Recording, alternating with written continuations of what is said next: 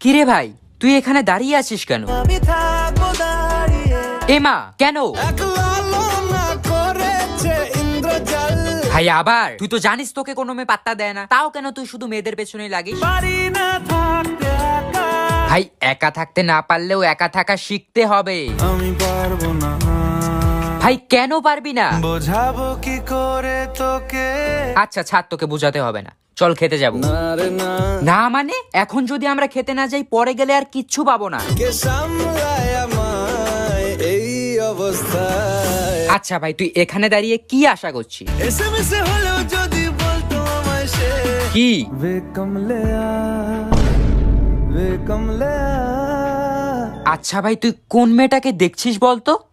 ভাই ওটাই তো ব্রাইট, ওরই তো আজকে বিয়ে।